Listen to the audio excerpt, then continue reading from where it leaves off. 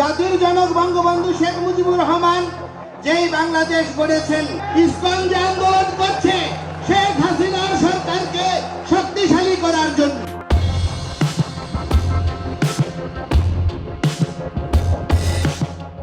সাম্প্রতিক সময়ে সনাতনীদের বিভিন্ন কর্মসূচিতে আগুন ঝরা বক্তব্য দিয়ে ব্যাপক আলোচনায় আসেন চিন্ময় কৃষ্ণ ব্রহ্মচারী। আমরা বিগত 15 বছর কোথায় ছিলাম? আমরা তো ভাই আন্দোলন যা করেছি, কোন রাজনৈতিক দল দৃশ্যমান আন্দোলন করতে পারেনি।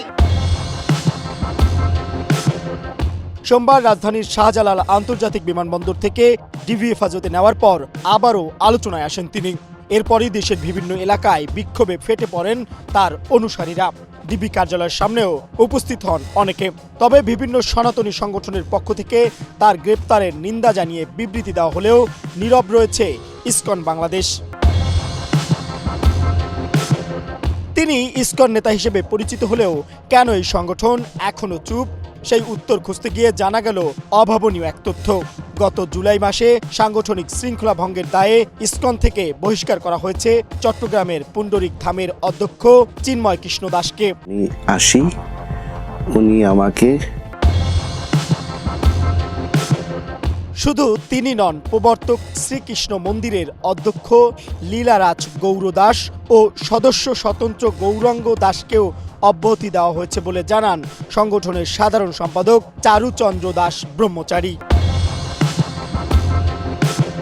চট্টগ্রামের হাটাজারি গলির ঘটনা প্রসঙ্গে গত 9 নভেম্বর রাজধানীর স্বামীবাগ ইসকন আশ্রমে ইসকন বাংলাদেশ আয়োজিত এক সংবাদ সম্মেলনের বক্তব্যে তিনি বলেন, বহিষ্কৃতদের মাধ্যমে সংগঠিত কোনো কার্যক্রমে ইসকন জড়িত নয়। রাষ্ট্রদ্রোহিতা বা সহিংসতার মতো বেআইনি কাজের সঙ্গে ইসকনের কোনো সম্পৃক্ততা নেই।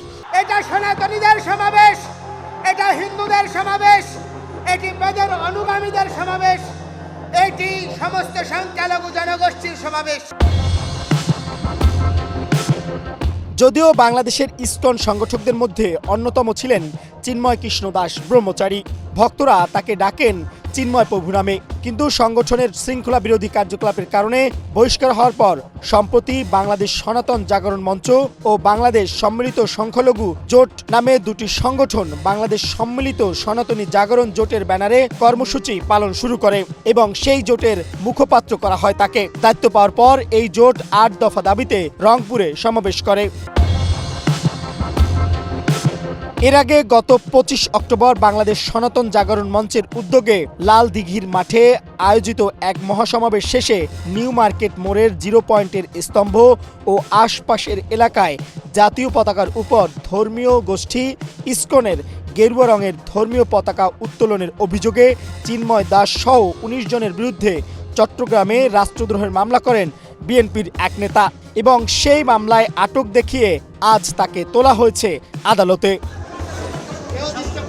Mohammad Shafiqul Islam, Asian television, Dhaka.